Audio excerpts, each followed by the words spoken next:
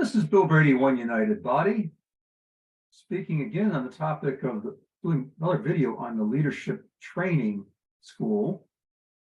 And this particular video is on the topic of being sent 2 by 2 as part of your training as an apostle. What do I mean? Well, the 12 apostles, Yeshua called them the night he went up the mountain, spent the whole night in prayer, came down and called 12 to be apostles. They spent time with him. This was so that he would get to know them, they would get to know him, and that they would observe him, watch him doing what he was doing. Then he also did, I'm sure, some training, especially on, well, at this point, their initial training was as evangelists, to sow the seed of the word, heal the sick, cast out demons. That's what Yeshua was doing as an evangelist. So they watched him and he trained them. And then he sent them out 2 by 2 to the villages that he was going to go to later. So they went and did the evangelist function in those villages. And then later, Yeshua came to those villages and picked up where they left off. And if they made any mistakes, then he fixed the mess and went on from there. Gathered and taught disciples.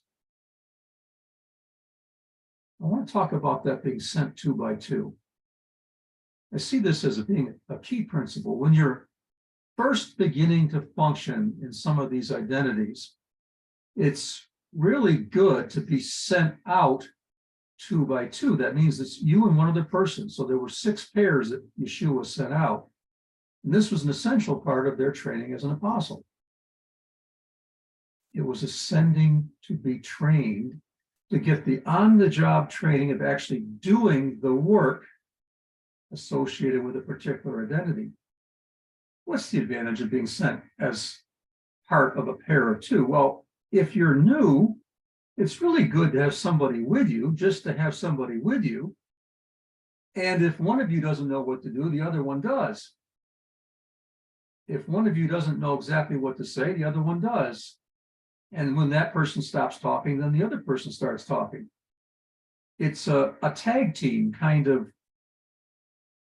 ministry experience. Now, Jane Johnson and I have been sent as a team of 2. Both of us are apostles. There are other identities that we both share. We do have some individual strengths, so the thing that the one person is strong on, the other one's weak, and the vice versa, so that the strengths and weaknesses balance out. That's another thing. I see the same pattern with Saul and Barnabas when they were first sent out by the elders and prophets in Antioch. They sent out Saul and Saul and Barnabas at the instruction of the Holy Spirit. So they were sending, and the Holy Spirit was also sending, sent them off as a team of 2. Why? Because they were still rookies. Yes, they'd been called. Yes, they'd had preparation. Yes, they'd had training. Yes, they'd been sent now. But they were being sent to actually go out and do this thing for the first time. And they did it together. It was a great team. Paul's first missionary journey, he had 3. That's what it's been called. It's an apostolic journey. It's a journey as an apostle, not as a missionary. But anyway, the first journey was as a team of 2, him and Barnabas. Now, Saul was the one that did most of the talking, and this is before his name became Paul. Saul did most of the talking. He was a teacher. Barnabas, I see as being a prophet.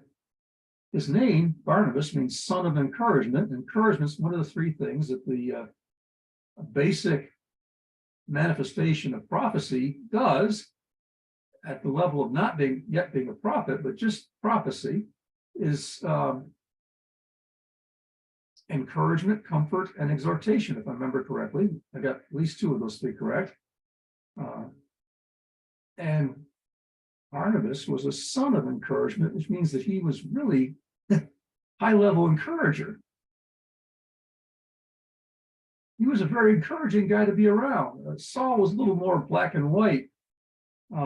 They had a guy named Mark, John Mark, the man that wrote the Gospel of Mark later on, with them as an assistant. He was training servant and probably doing his initial training on the way to becoming an apostle, now that I think about it. The servant part of it. And Mark he just didn't match up to Saul's high standards. And Saul had enough of him. And Mark, well, let me back up. Mark got discouraged and went back. And later on, when the two, Paul now and Barnabas, were planning their second journey together, they had a super huge argument that was so big it actually split the team in two, which I see as being probably what God wanted to do at that point, but they hadn't caught on to it. So it had to happen with a disagreement rather than a mutual agreement to split up and each start a new team, and each one of you take a trainee on with you and go from there. But they didn't see that, so they got split up by having a massive argument. Luke in Acts says no little argument, by which he means a huge blow up. And what was the argument about? Well, Barnabas, as the son of encouragement, wanted to take Mark, give him a second chance. Paul was like, no way, he left us once. I don't trust him.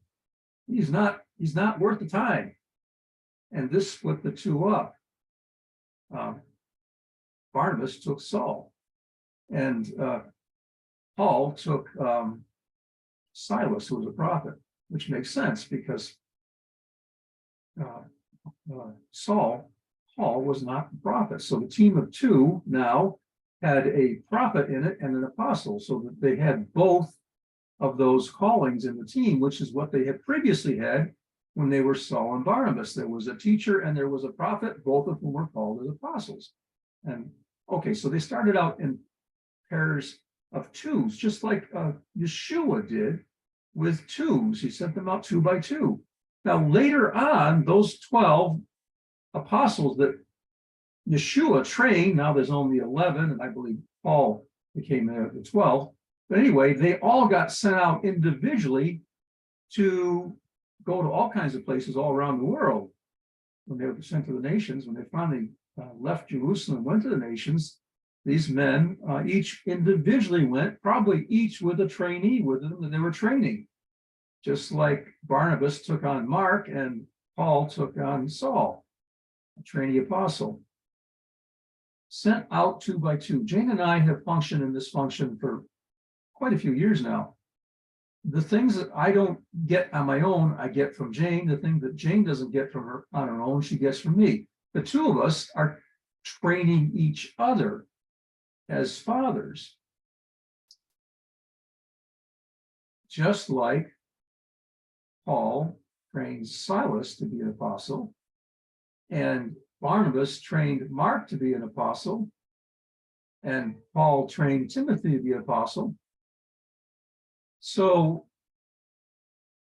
this working together in a pair is a really great setup for your initial work as an apostle.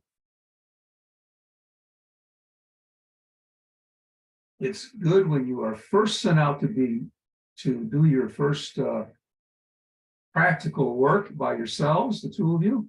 It's good to have two of you there, and further along the journey, it's good to have the two of you there still training each other, sharing the revelation that you're receiving, sharing your wisdom. How should we do this? Jane and I work together as a team. She's the senior one because she founded what was Ecclesia Framework before the name was changed to One United Body. Excuse me. So we speak of her as being the first father of the OUB house. I'm the second. She's first because she got here first, because she found it, has the seniority and has the more experience as far as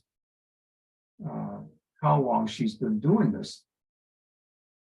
So I would expect that God will send you out for your training in pairs. Now, I also don't necessarily see that Jane and I will be split up at some time in the future. Why not? Well, geography is not a problem anymore. It used to be if one apostle was sent to this part of the world, once they're functioning individually, if one was sent here and the other one was sent there, well, then you never saw each other again, except for in the spirit, because you just took two different paths in two different directions. But today, even if Jane and I were to be functioning in different spheres, even right now we're geographically separated by half of Earth, half a world on the other side of the world from each other. That's not going to hinder us still having a relationship and still functioning together in some aspects of our relationship, and possibly doing some geographical things locally that each of us does in our own local geographical area that the other one's not a part of. Not that you can't get advice, wisdom from the other one, you still can. So I suspect that there may not be this final splitting apart of the pairs to have 12 apostles go in 12 different directions. That may not happen for Jane and I. I think that we may stick together to some extent and they continue to work together. And in other ways, be sent out separately. That's what I expect to have happen. Okay, so you see the principle, and now you need to apply this to yourself. We don't see solo apostles. We don't see an apostle functioning all by themselves. It just is not the way it's meant to be. They're meant to work in teams. And there's something about the 12 being a group of 12. But these 12 apostles ends up being the 12 foundations of New Jerusalem. And so they still have a group identity